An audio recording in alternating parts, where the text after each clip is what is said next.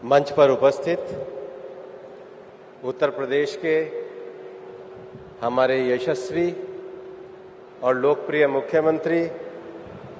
आदरणीय योगी आदित्यनाथ जी, केंद्रीय मंत्रिमंडल में हमारे तकनीकी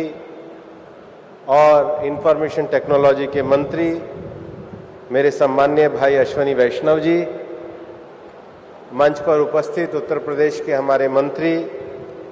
भाई नंदगोपाल जी, हमारे सांसद महोदय भाई डॉक्टर महेश शर्मा जी, मंच पर उपस्थित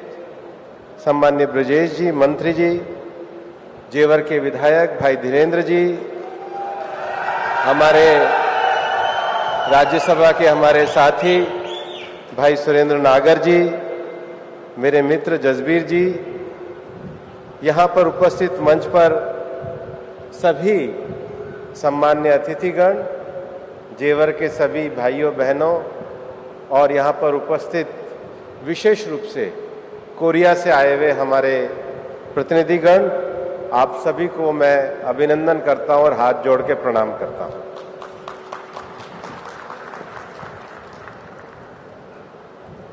आज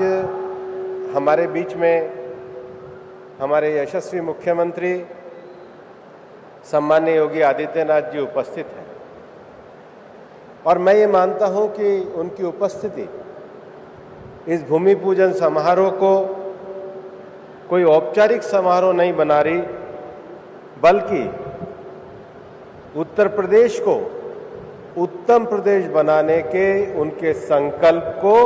जमीन पर उतरता हुआ हम यहां पर देख रहे हैं। और आज के कुछ समय पहले उत्तर प्रदेश में हम अनेक समस्याओं को देखते थे, लेकिन आज हम उत्तर प्रदेश को औद्योगिक रूप से बढ़ते हुए, तकनीकी में आगे बढ़ते हुए और विनिवेश को पूरी दुनिया से आमंत्रित करते हुए देख रहे हैं। मैं ये कहना चाहता हूं कि प्रधानमंत्री नरेंद्र मोदी जी के नेतृत्व में आज जो दुनिया निवेश के लिए एक विश्वसनीय, लोकतांत्रिक और सक्षम मैन्युफैक्चरिंग पार्टनर की तलाश में है, आज उत्तर प्रदेश उस विश्वास का केंद्र बनकर के दुनिया के नक्शे पे उभरा है। और इसलिए पिछले 10 वर्षों में हमारे लोकप्रिय मुख्यमंत्री योगी आदित्यनाथ जी के सक्षम शासन से और माननीय प्रधानमंत्री जी नरेंद्र मोदी जी की प्रेरणा और विजन से आज हम उत्तर प्रदेश और भारत में राजनीतिक स्थिरता, पारदर्शी नीतियां, कुशल युवा शक्ति और तेजी से विकसित होते हुए बुनियादी ढांचे के कारण और हमारे अश्वनी जी के विशेष प्रयासों के कारण इलेक्ट्रॉनिक और सेमीकंडक्टर क्षेत्र में हम विश्व की एक सप्लाई चेन के स्वाभाविक केंद्र बनने जा रहे हैं। और यह परियोजना भी उसी क्रम में एक महत्वपूर्ण कड़ी है। मैं विशेष रूप से